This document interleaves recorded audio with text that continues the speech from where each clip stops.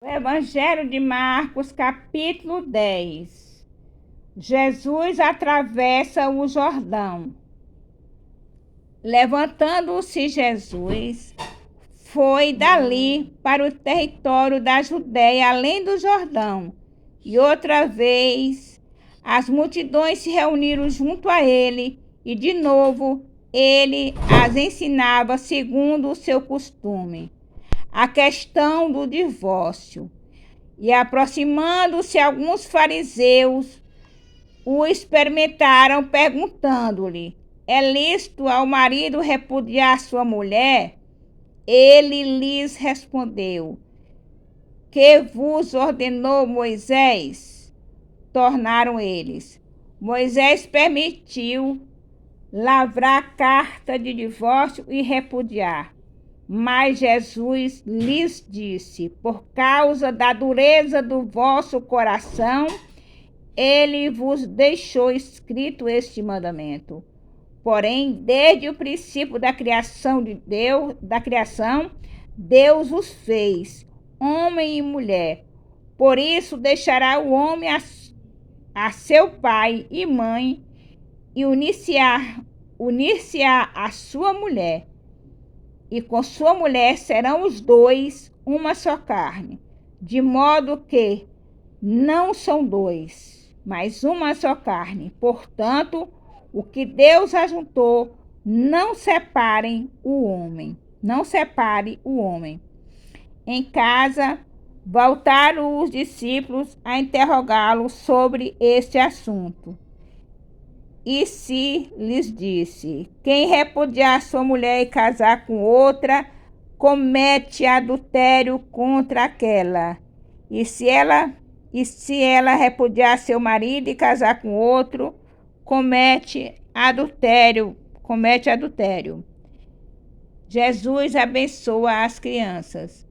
Então lhe trouxeram algumas crianças para que as tocassem, mas os discípulos os repreendiam. Jesus, porém, vendo isso, indignou-se e disse-lhes: deixai vir a mim os pequeninos, não os embaraceis, porque dos tais é o reino de Deus. Em verdade vos digo, quem não recebeu o reino de Deus como uma criança, de maneira nenhuma entrará nele. Então, tomando-as no braço, impondo-lhes as mãos, as abençoava. O jovem rico.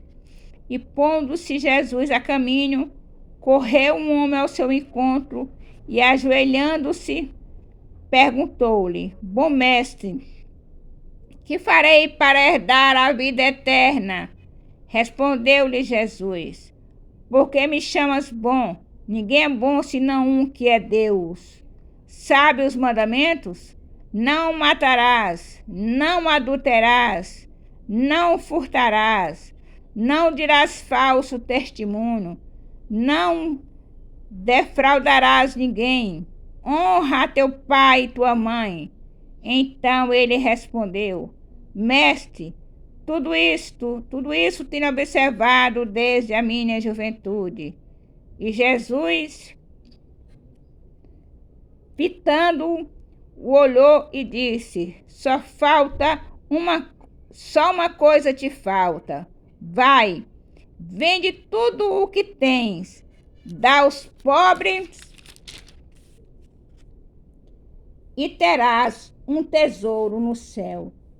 Então, vem e segue-me. Ele, porém, contrariado com esta palavra, retirou-se triste, porque era dono de muitas propriedades. O perigo das riquezas. Então Jesus, olhando ao redor, disse aos seus discípulos: quão dificilmente entrarão no reino de Deus os que têm riquezas. Os discípulos estranharam estas palavras, mas Jesus insistiu em dizer-lhes: filho, quão difícil é para que os que confiam nas riquezas entrar no reino de Deus. É mais fácil passar um camelo pelo fundo de uma agulha do que entrar um rico no reino de Deus. Então ficaram sobremodo maravilhados, dizendo entre si: então, quem pode ser salvo? Jesus, porém, fitando neles o olhar, disse: para os homens é impossível, contudo, não para Deus, porque para Deus tudo é possível. Então Pedro começou a dizer-lhe: eis que nós tudo deixamos e te seguimos. Tomou Jesus: em verdade vos digo que ninguém há que tenha deixado casa, ou irmãos, ou irmãs, ou mãe, ou pai, ou filhos, ou campos, por amor de mim e por amor do Evangelho, que não receba já no presente o cêntuplo de casas, irmãos, irmãs, mães, filhos e campos, com perseguições, e no mundo por vir a vida eterna. Com perseguições e no mundo por vir a vida eterna. Porém, muitos primeiros serão últimos e os últimos primeiros. Jesus ainda outra vez prediz sua morte e ressurreição. Estavam de caminho subindo para Jerusalém e Jesus ia diante dos seus discípulos. Estes se admiravam e o seguiam, tomados de apreensões. E Jesus, tornando a levar à parte os 12, passou a revelar-lhes as coisas que lhe deviam sobrevir, dizendo: eis que subimos para Jerusalém, e o Filho do Homem será entregue aos principais sacerdotes e aos escribas. Condená-lo-ão à morte e o entregarão aos gentios. Hão de encarnecê-lo, cuspir nele, açoitá-lo e matá-lo, mas depois de 3 dias ressuscitará. O pedido de Tiago e João. Então se aproximaram dele Tiago e João, filho de Zebedeu, dizendo-lhe: mestre, queremos que nos conceda o que te vamos pedir. E ele lhes perguntou: que quereis que vos faça?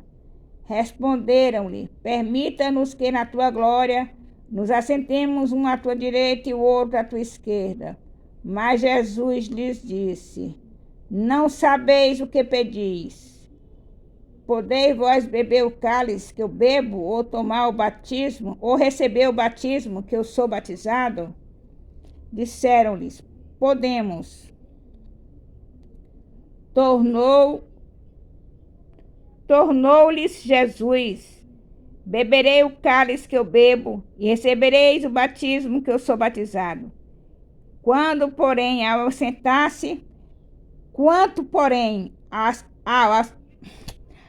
assentar-se à minha direita e à minha esquerda, não me compete concedê-lo, porque é para aqueles a quem está preparado. Ouvindo isto, indignaram-se os 10 contra Tiago e João.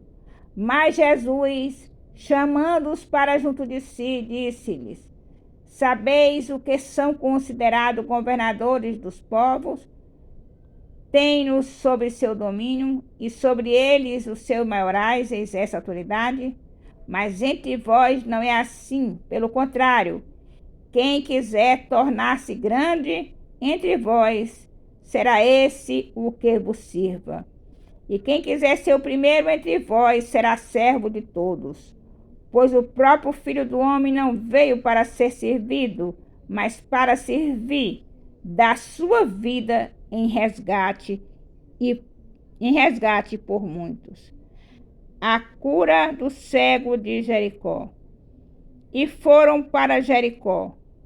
Quando ele saiu de Jericó, juntamente com os discípulos e numerosa multidão, Bartimeu, cego, mendigo, filho de Timeu, estava sentado à beira do caminho, e ouvindo que era Jesus o Nazareno, pôs-se a clamar: Jesus, filho de Davi, tem compaixão de mim. E muitos o repreendiam para que se calasse. Mas ele cada vez gritava mais: Filho de Davi, tem misericórdia de mim. Parou Jesus e disse: Chamai-o. Chamaram então o cego, dizendo-lhe: Tem bom ânimo, levanta-te, ele te chama. Lançando de si a capa, levantou-se de um salto e foi ter com Jesus. Perguntou-lhe Jesus: Que queres que eu te faça? Respondeu o cego: Mestre, que eu torne a ver.